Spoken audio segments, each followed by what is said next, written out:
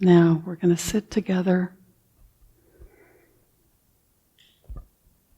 You're in a safe place where you won't be distracted by all the people calling you or things screaming at you, like your dirty dishes or your bed to be made up or chores you can do at home. So now you're in a place where so you can allow your minds to settle down. So we can take advantage of this space that's dedicated to this purpose.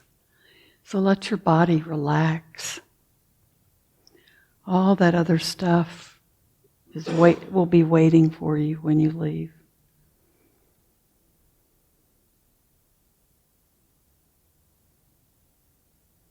Let your back feel straight and lifted up.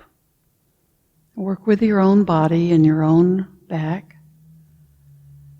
So don't make it painful. Don't make it be a painful position.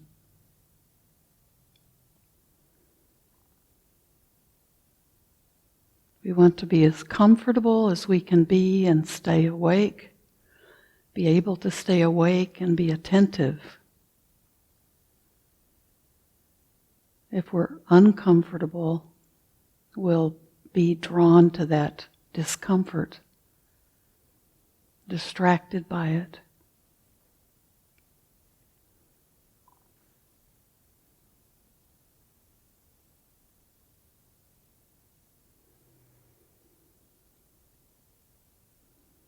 Take 1 or 2 deep breaths in and out, and then come back to your natural, normal breath.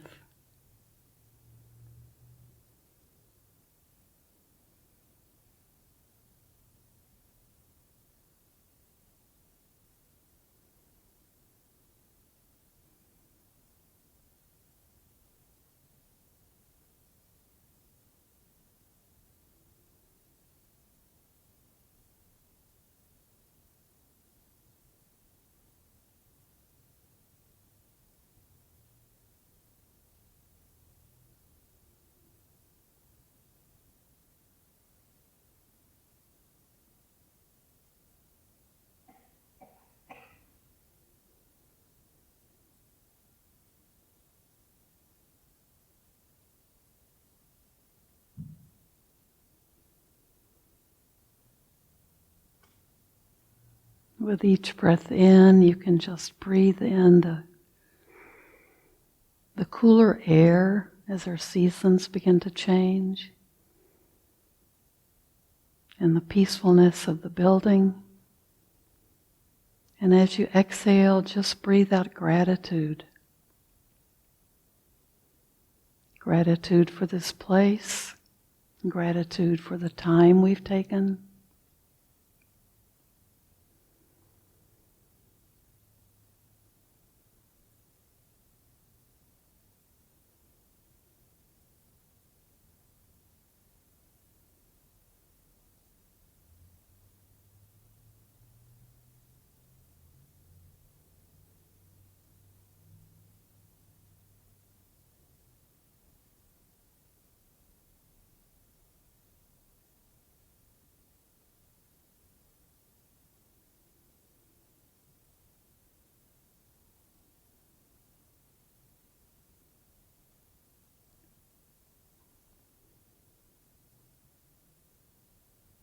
We'll begin with a short loving kindness practice, and then we'll go into this regular mindfulness.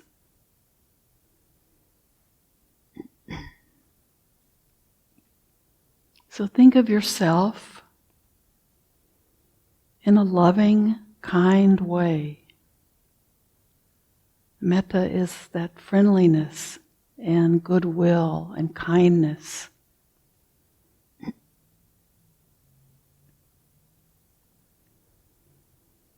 So we breathe in.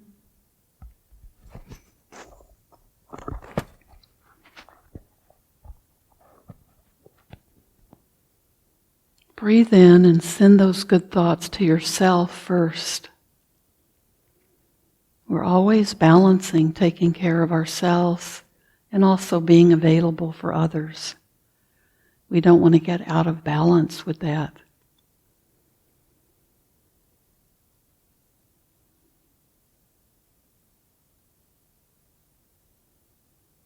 So we take care of ourselves. We learn how to be good to ourselves, how to be kind to ourselves, and what it means to take care of ourselves.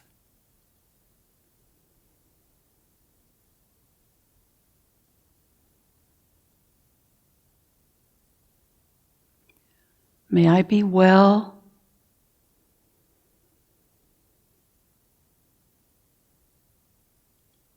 May I be free from fear and worry and anxiety. May I be contented and have moments of joy and happiness.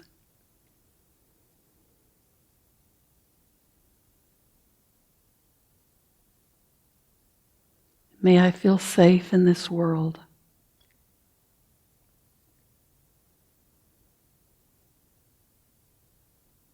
And may I be at peace.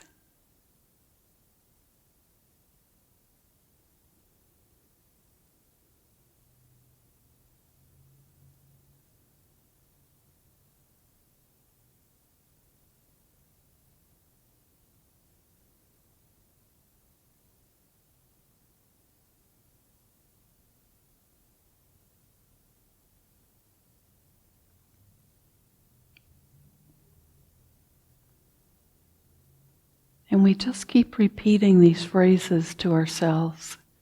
You may have your own phrases you like to use,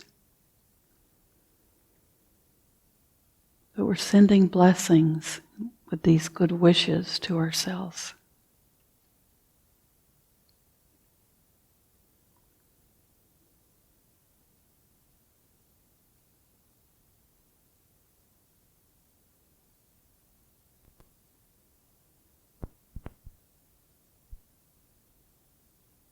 May I be well. May I feel safe. May I be content.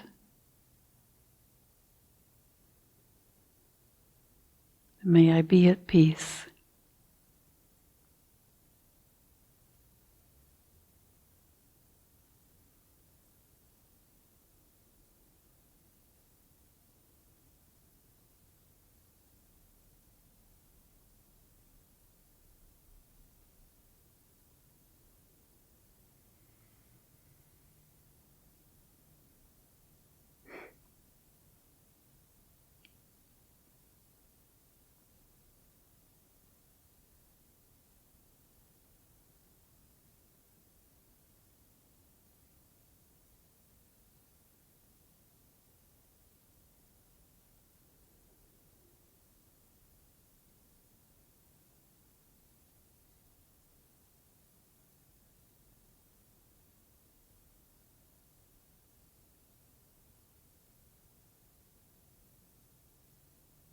Now think of your family members, your loved ones.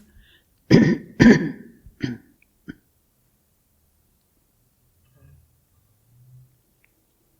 send the same wishes to your loved ones, the people you're closest to.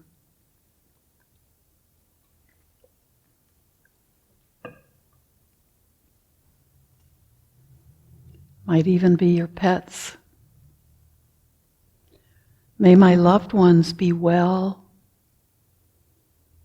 May they feel safe in the world. May they be content.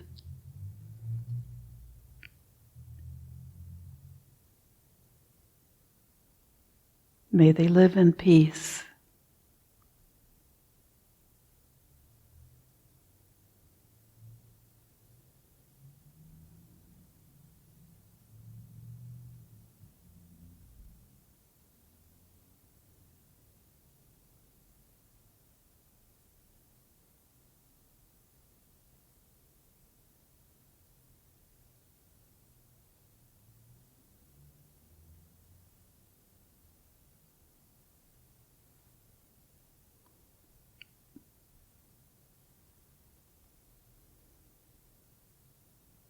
Now let's send out the same quality of metta, of goodwill, of kindness,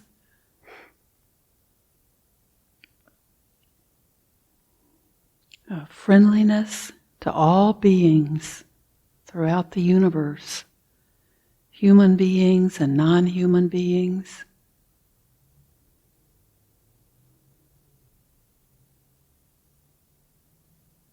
May all beings everywhere be free from anger and fear and worry. May all beings be free from suffering and its causes.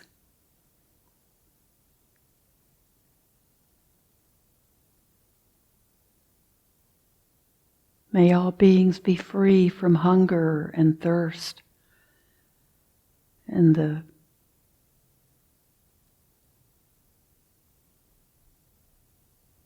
bad weather we have and the bad conditions on the planet due to climate.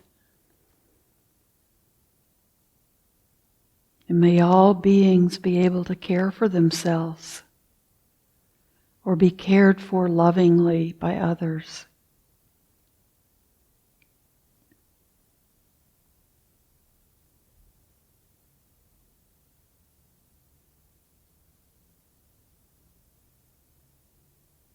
And may all beings, human and non-human, those being born and those dying, be at peace.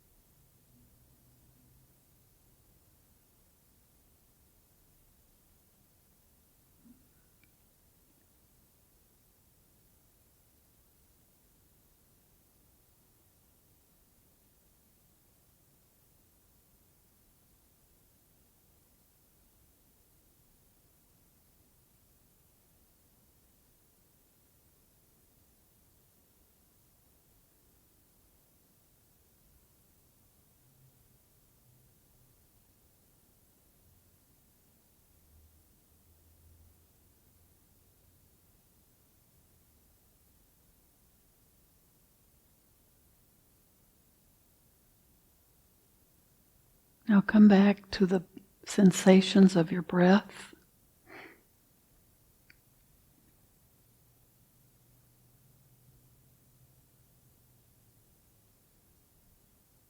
Just allow yourself to be aware of everything going on around you, everything your senses are picking up on.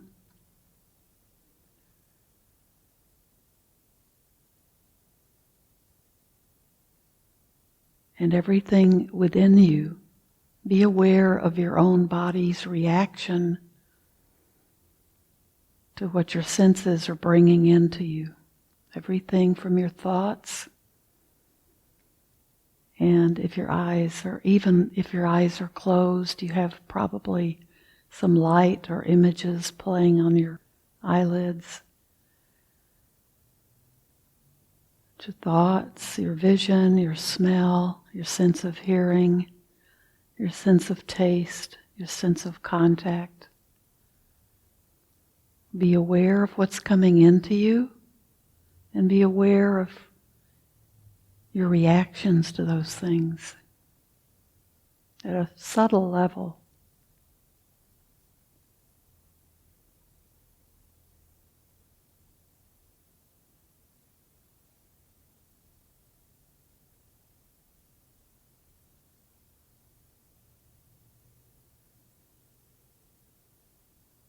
So when we see thoughts arise, which they will, we can just notice it's a thought, or we can label the thought if it's an angry thought or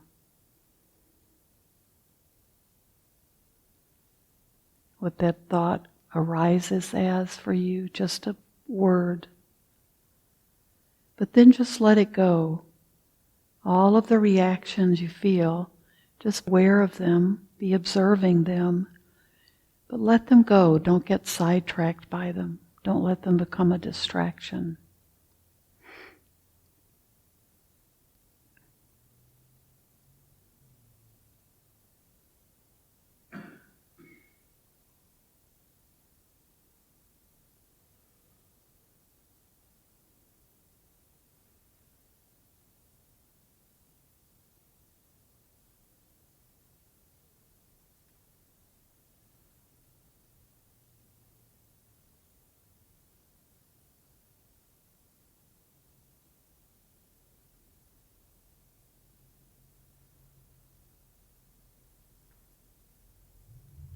Just keep letting go. Don't hold on to anything. Just be aware.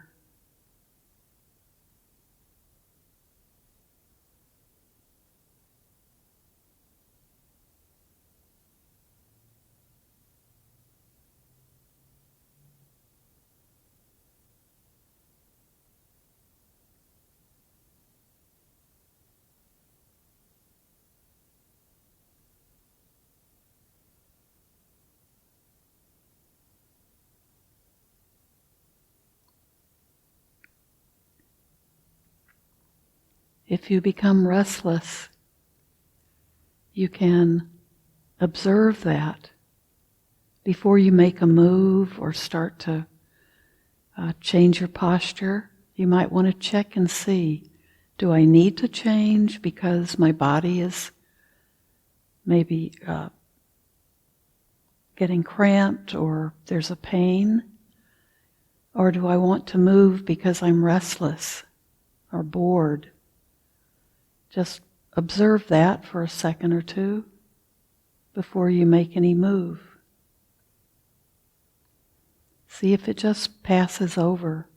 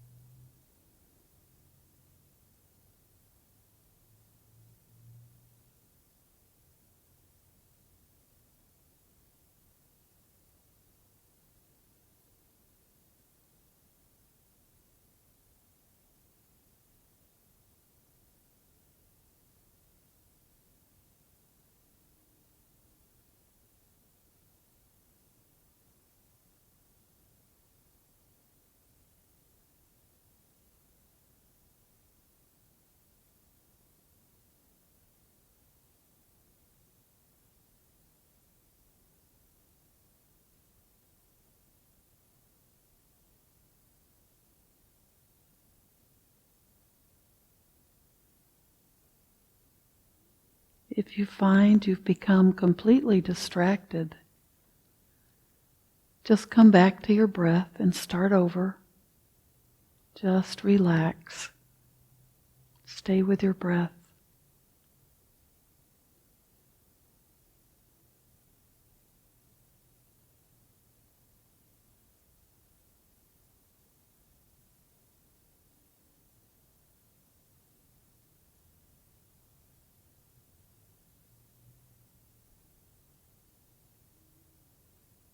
Focus on your own reactions to the world, the physical world right now.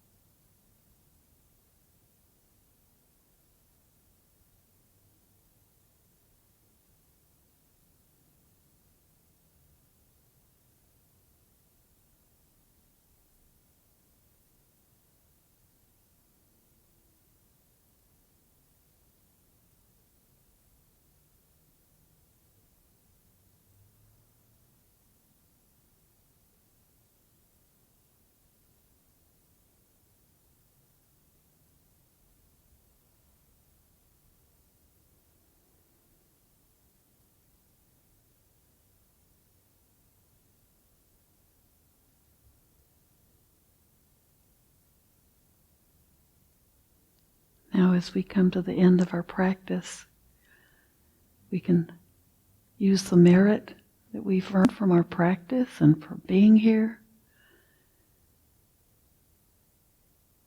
May all that I do today, my thoughts, my actions, my speech, be done not only for my own benefit, but for the benefit of all others.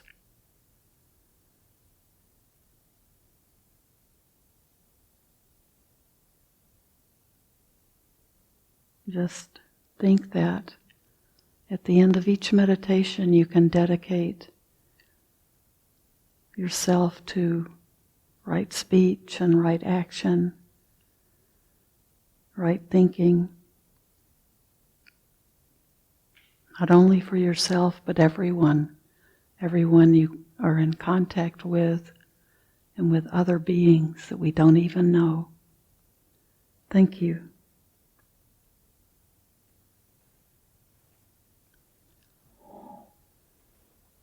Let me get the chanting book.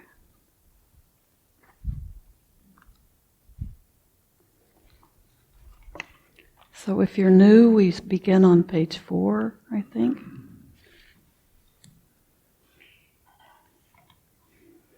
Namo I'm sorry, that was too high. Namo tase bhagavato arahato samma sambuddhase. Namo tase bhagavato arahato samma sambuddhase. Namo tase bhagavato arahato samma sambuddhase. Buddhaṃ saranang gacchami, Dhammaṃ saranang gacchami, Sanghaṃ saranang gacchami, Dutiyampi Buddhaṃ saranang gacchami, Dutiyampi Dhammaṃ saranang gacchami, Dutiyampi Sanghaṃ saranang gacchami, Tatiyampi Buddhaṃ saranang gacchami, Tatiyampi Dhammaṃ saranang gacchami, Tatiyampi Sanghaṃ saranang gacchami. Anicca vata sankhara upadevaya dhammino upajitva nirujjanti tesang upasamo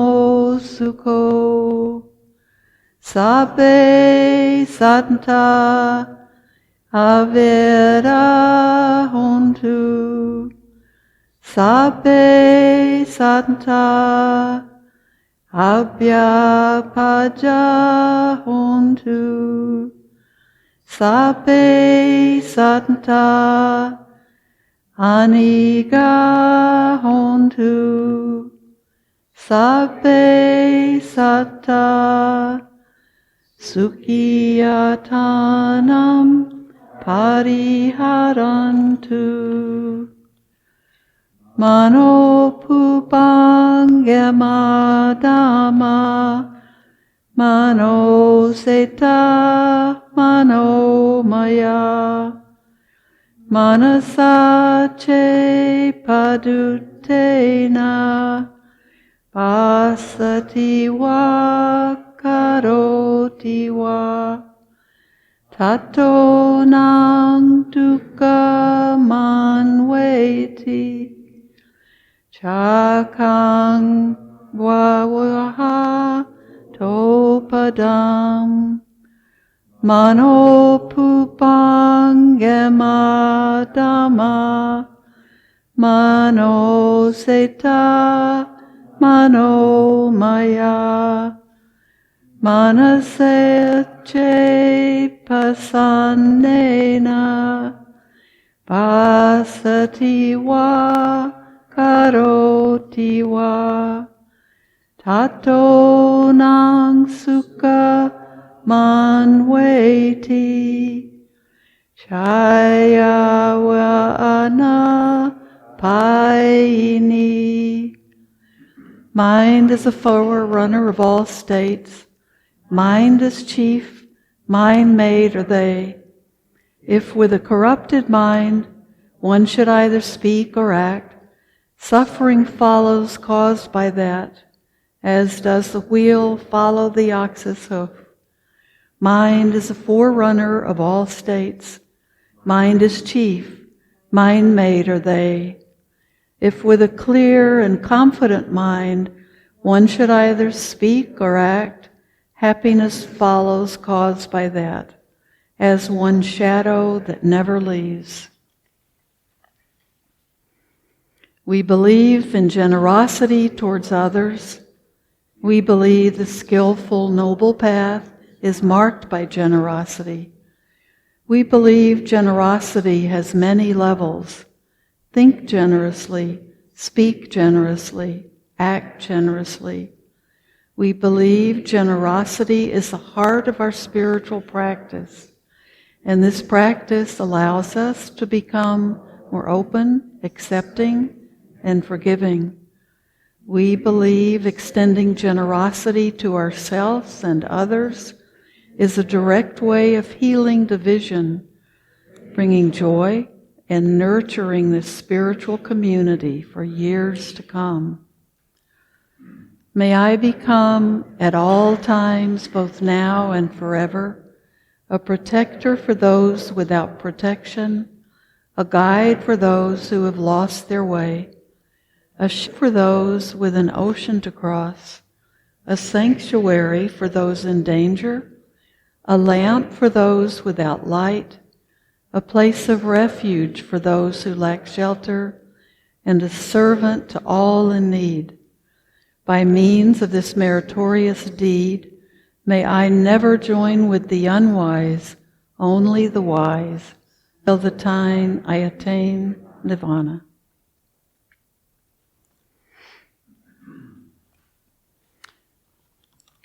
So I have a mixture of things I wanted to talk about today. Tonight we have the Art and Sutta group, and the group keeps getting bigger and bigger. I think Tessa, she said there were 13 people signed up, and just a few days ago there were 8, and we were really happy with 8. And then it got to 10, and so we decided we're going to be really happy with 10, and now it's at 13. So we're doing, Erin Dank is on our board, and she's also an art therapist. And she's an artist as well. So she and I have been doing things since the pandemic began, where we're combining the suttas and art, or similes and suttas with art. We've done several different things. So we did art classes during COVID, which was a challenge to do art on Zoom. But this is our first class that we have everybody here at the temple. So it's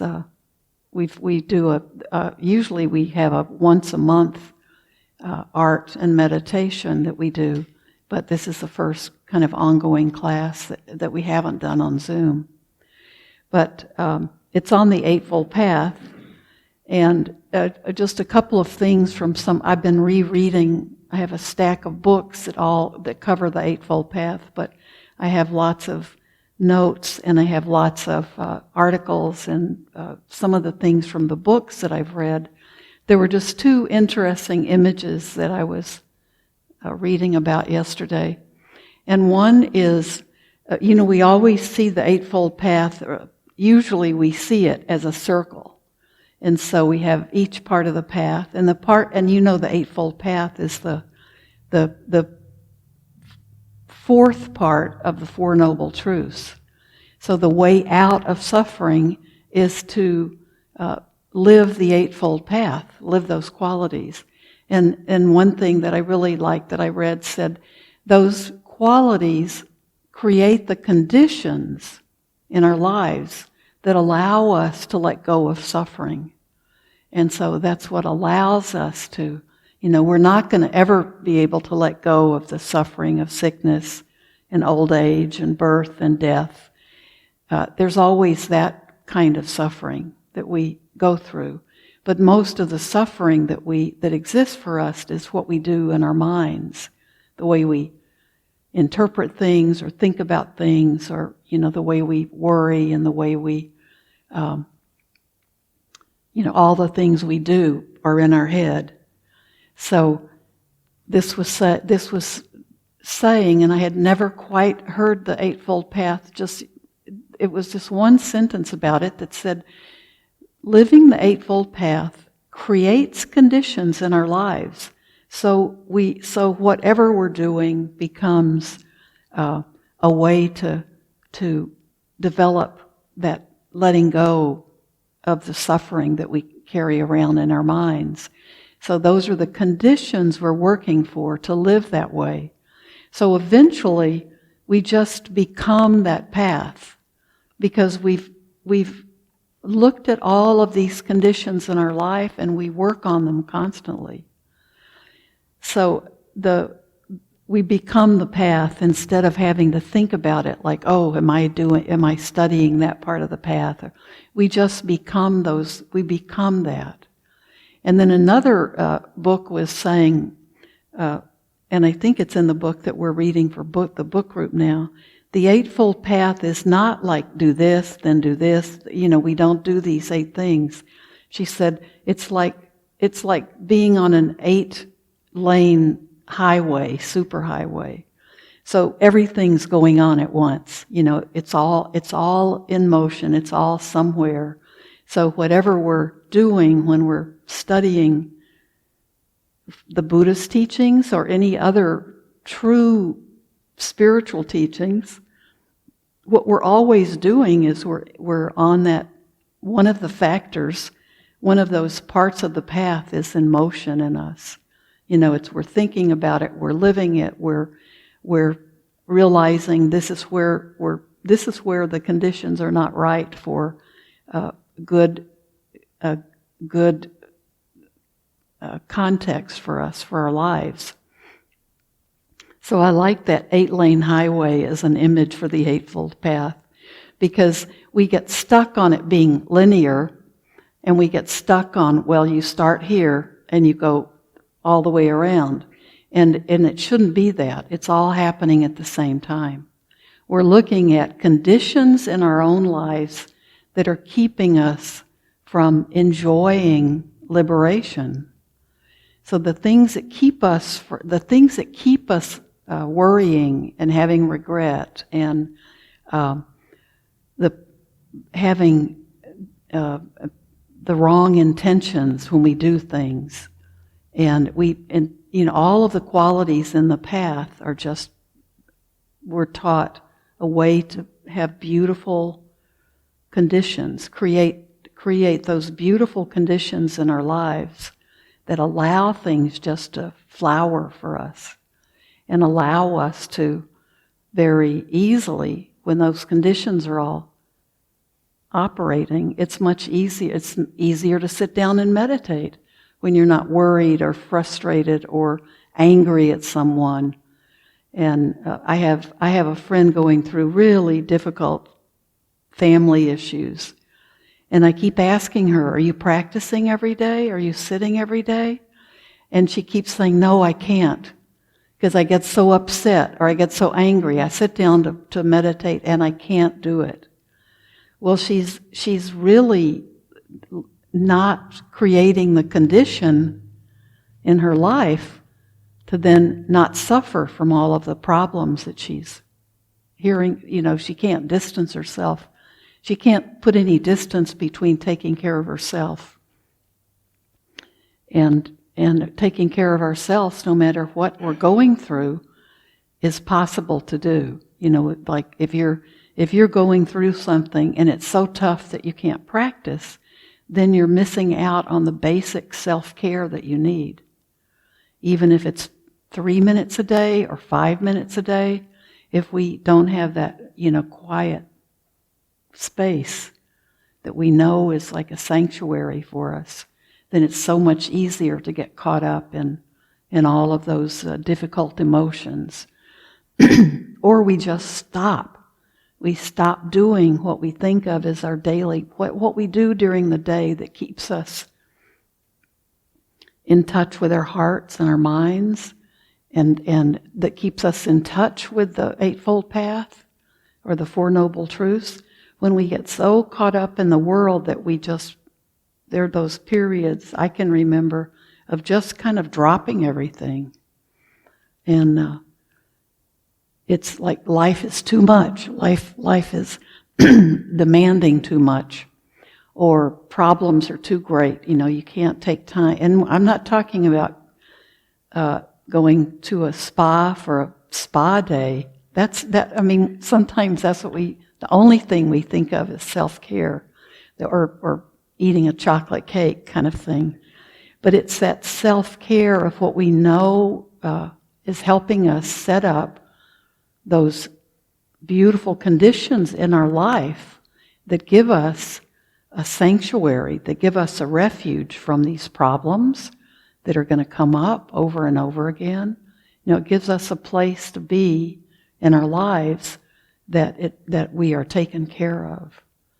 And so we can't try not to ever let it all go.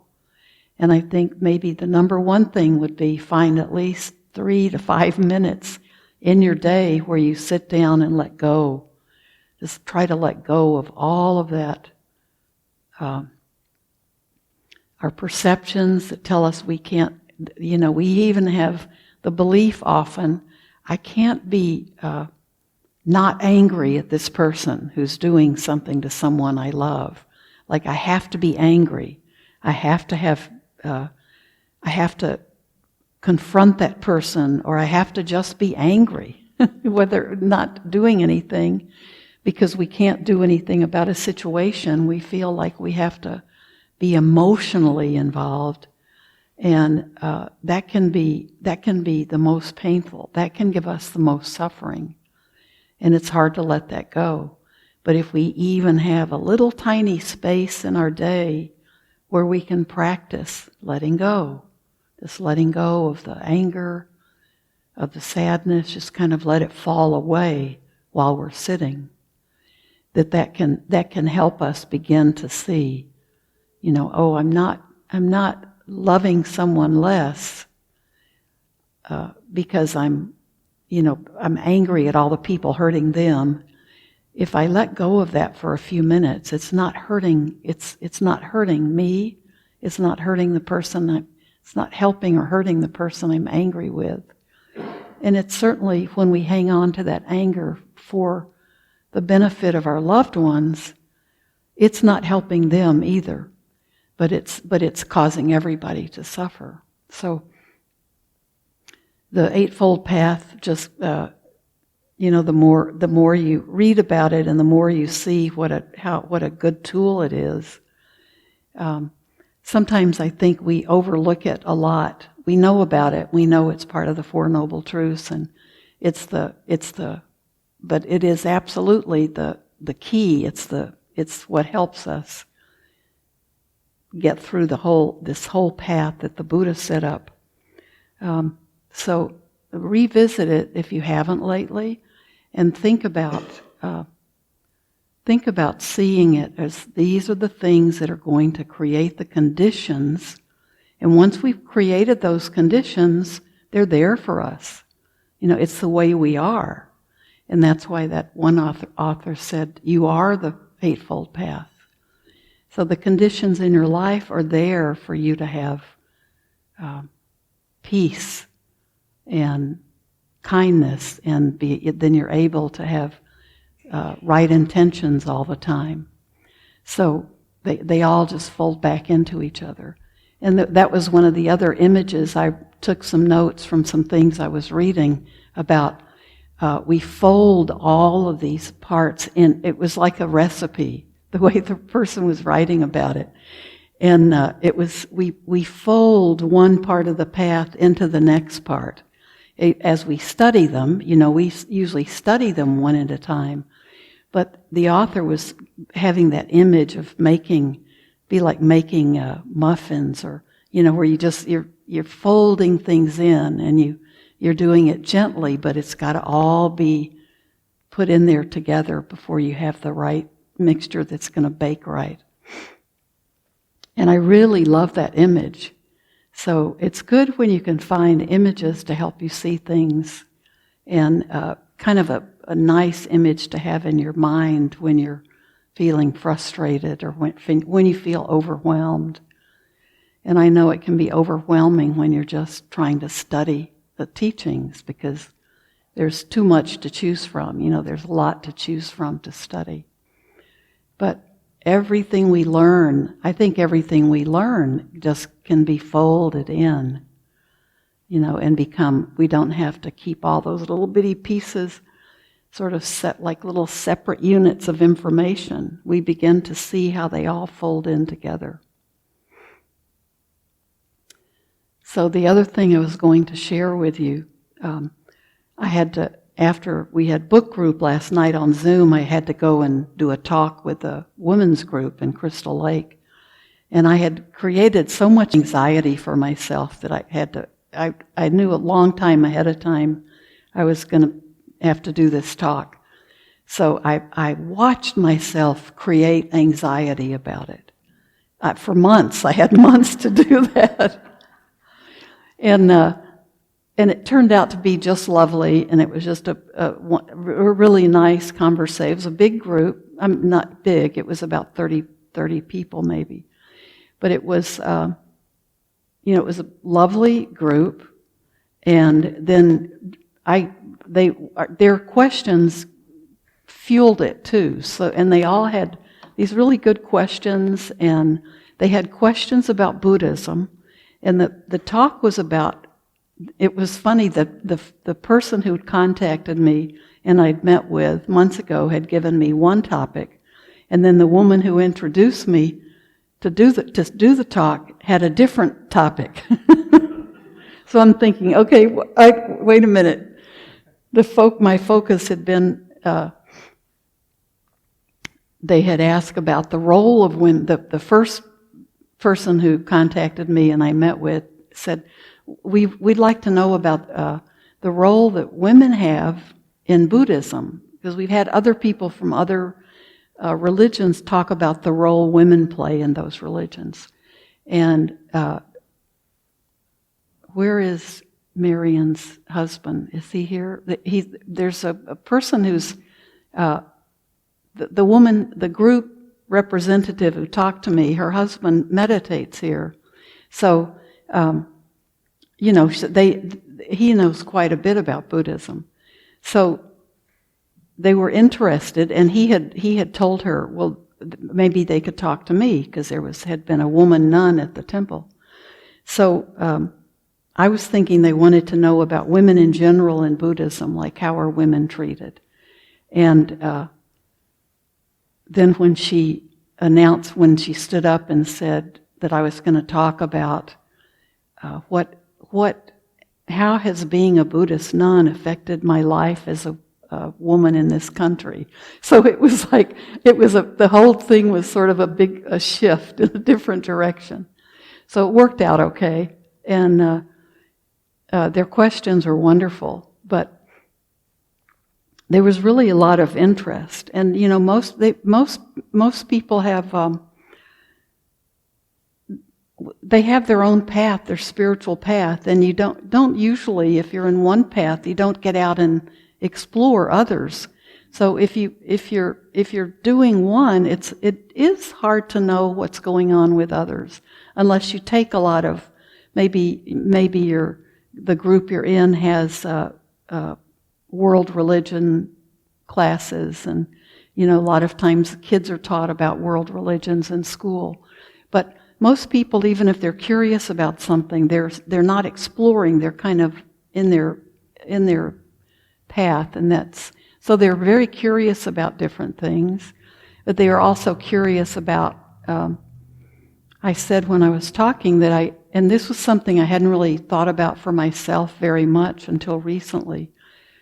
I grew up in a church that was very fundamentalist, and so they still don't allow women to preach, and some things that I had not even remembered because I left the church when I was 18. But when I would go back to Houston, I'd always take my mom to church. And women aren't even allowed, if they have an all-church meeting, and the majority of members are women usually, the women cannot vote on anything. So the men can vote. So there might be 30 women and 7 men, and the men vote. And the women can't vote. And the women can't even raise their hands and ask a question. And I was at one of those meetings. They have the meetings after church. And I was there with my mother, and my mouth just went, because the minister very nicely said, and if any of the women have questions, you can ask maybe your husband to. And I thought, I didn't realize that it was to that, that bad. It was just kind of horrifying. So they can't become ministers, and they can't teach men. So they can teach children, and they can teach women. And I really didn't even know that they couldn't teach a class of adult men. So they couldn't even teach teenagers.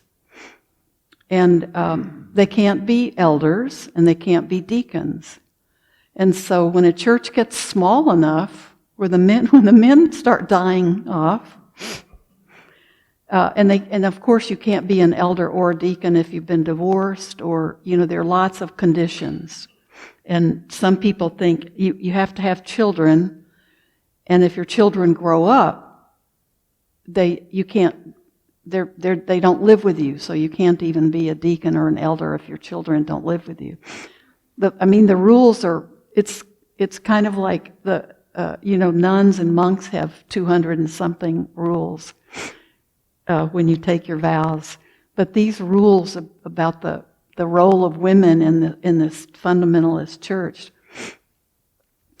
And I asked my mother after that one, I said, women can't vote? You're talking about things like, I don't know what time the service should start, or what do we want to do about this repair? Do we want to...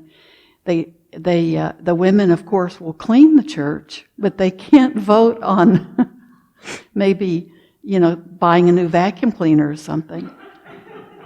And it was, I hadn't realized the depth of that repression of women. And when I asked my mother about it, everybody just says, well, that's in the script, that's in the New Testament. So, I would often dare her to show me the verses, but as she got older, she couldn't see, so she would say, that she couldn't see. She couldn't see well enough to find them. But these were lovely people, and the majority were professional, and there were some of the women were, there were a few women who had very high administrative jobs with the city of Houston, and some with universities. There were some professors, and I thought, the only way you could be sitting here in this church is if you come from a very long line of, it's a family tradition. But I thought, how can you be like a professor at a huge university in Houston, and you'll sit there, and one woman didn't have a husband, so I don't know who she turned to if she had a question. that maybe women would go privately to the minister or one of the elders or deacons. But that church became so small, and they didn't have enough men who thought that they fit the role for being elders or deacons, that they ended up having to, they in the last few years have had to, I don't know what they call it, when they have to dissolve the congregation. So they sold the building and people go to other churches of the same denomination. But it's kind of, it wasn't open. Not letting women hold some of those positions actually caused the end of the church. Now, if you want to split away from the church, you have to be a man doing that too. It's a kind of church where people split and start their new churches because of disagreement in how they read a scripture. Well, don't they all start new churches? There are lots of splits. There are lots of so even when this church dissolved because they got so small and didn't have enough men, there are other congregations of the same church that they wouldn't go to maybe because they had split off. That church had split off from them years ago over a matter of what their beliefs are.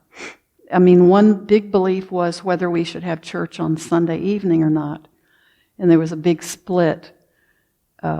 So that created another church. So there are things like that, but the women can't be in charge of any of that. But that made me realize that just kind of had hit me so much, even things that I didn't remember from being a teenager that are still embedded in that faith. And that was one of the things that I thought, wow, when I think about Buddhism, there's a lot of patriarchy in Buddhism, in the cultures where it's practiced, and you see it much less in America and with Western Buddhists because this is the culture. But there is that, just like there is in most other churches. But you think about the people who are teachers in the Buddhist world, and there's no difference in the status when you think about Western teachers. Some of the first names that come to mind are people like Pema Chodron and Joan Halifax, Sharon Salzberg, and Tara Brach, and they're teacher, and they're incredible teachers that I knew as nuns, and they're in this culture, women are respected, and even in American churches, most Protestant churches, women, their majority of the ministers these days are women, and so I think in Buddhism, we see patriarchy, and there's some of that probably in the Catholic Church. There's a lot of patriarchy. That might be the definition of it, but there are a lot of incredible nuns in the Catholic Church who are some of the strongest voices. And so I think that's one thing about Buddhism that is very clear to me, and even talking to the women last night, I could see that's important. It's very important that this is a path where the Buddha, even when the Buddha was resistant about letting women become monastics, he had concerns about it. But when Ananda asked him, do you think women like different? Are women not able to become enlightened? And the Buddha said, no, of course women aren't. Women are exactly like men in terms of their minds and their abilities to become enlightened and to be on the path. I think his concerns were completely about this was a culture he lived in where women just were under the control of their families until they married, and then they were under the control of their husbands and the husband's family. And so to talk about having women become these mendicants, wearing robes and going out and getting their food in a bowl, I think he thought that would just be such social upheaval that it would be that would just destroy the order that he had started. And I think he was convinced, after realizing it was something he couldn't deny women, that he said, okay, women can be ordained, women can be monks. And I think it would be a very different institution, a very different feel if women hadn't been allowed to do that. And so that meant women could be teachers, and women could be, have temples, and women could have monasteries where women could go to study. So we should be proud of that tradition, that's one of the things I think we can see clearly, that without whatever our backgrounds are, that's something we can see the reality of when we see the people just in our Sangha. So anyway, that's what I wanted to share with you today. So kind of a combo of but thank you for listening.